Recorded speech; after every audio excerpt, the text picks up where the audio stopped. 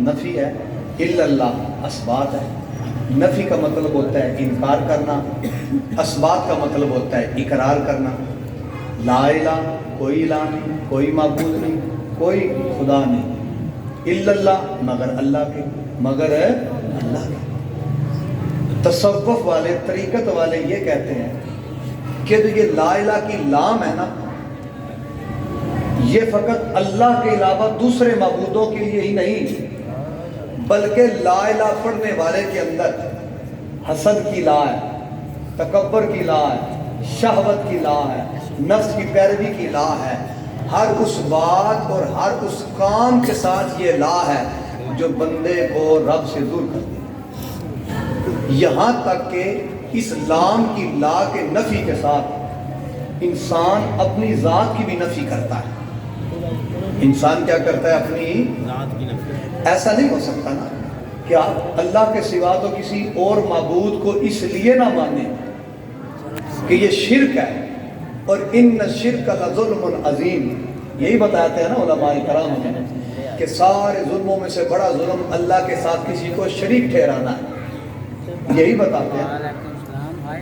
لیکن اللہ کا مقابلہ وہ بھی بندہ کرتا ہے جس کو پتہ ہے کہ یہ گناہ ہے پھر وہ گناہ کرتا ہے، جس کو پتہ ہے کہ شراب گناہ ہے پھر وہ پی لے، جس کو پتہ ہے کہ زنا حرام ہے پھر وہ کر ڈالے، وہ بھی تو اللہ کے مقابلے میں کھڑا ہوتا ہے۔ اللہ نے جن چیزوں سے منع کیا، لہذا ختم خواجگان کے اندر لا الہ کی جو لام ہے، یہ انسان اس چیز کا بھی انکار کرتا ہے کہ میں وہ کام یا بات نہیں کروں گا جو میرے رب کو پسند ہے نہیں، اور الا اللہ، مگر اللہ، اللہ کے نام پر جب وہ اقرار کرتا ہے تو وہ ہر اس چیز کا اقرار کر دیتا ہے جو اس کو رب کے بھی نیڑے کر دیتی ہے اور مصطفیٰ کا قرب بھی عطا فرما دیتی ہے۔ اس کو کہتے ہیں لا الہ الا اللہ۔ ٹھیک ہو گیا جی؟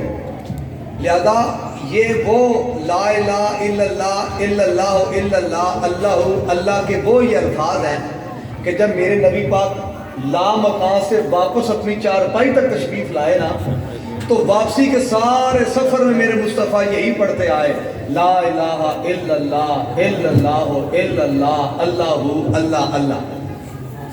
یہ اس کا تعارف ہے، یہ کیا اس کا تعارف ہے۔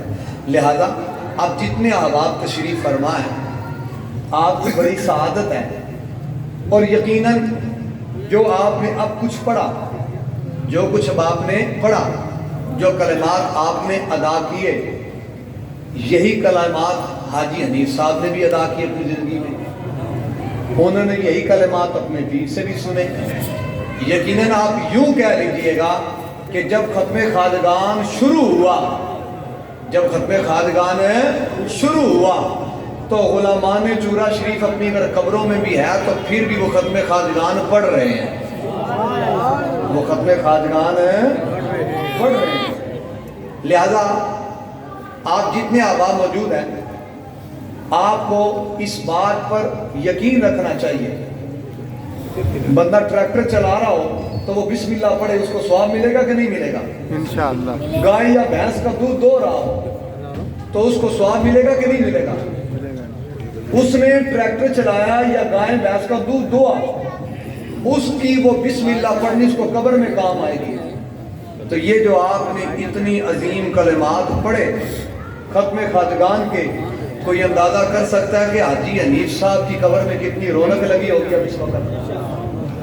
آپ کے ماں باپ، آباء و اجداد جو دنیا سے چلے گئے ہیں، آپ کے نانی نانا، دادی دادا، والدین، بہن بھائی، حقدار جو چلے گئے ہیں، آپ تصور کر سکتے ہیں کہ آپ اس عمل کی وجہ سے ان کی قبروں کے اندر میرے رب کی کتنی رحمتوں کا سمندر ٹھاٹھے مار رہا ہو۔ لہذا آپ تمام احباب بڑے ذوق کے ساتھ، محبت کے ساتھ اس ذکر میں شامل ہو جائیں، اور یہ بچے بیٹھے ہیں، ان بچوں کے ساتھ آپ نے ان کو ڈانٹنا نہیں، ان کو مارنا نہیں، ان کو پیار سے آپ نے اس پوری بزم کے اندر کنیکٹڈ رکھنا ہے، ٹھیک ہے؟ لا الہ الا اللہ، لا इलाहा इल्लल्लाह ला इलाहा ला इलाहा इल्लल्लाह ला इलाहा इल्लल्लाह ला इलाहा इल्लल्लाह ला इलाहा इल्लल्लाह ला इलाहा इल्लल्लाह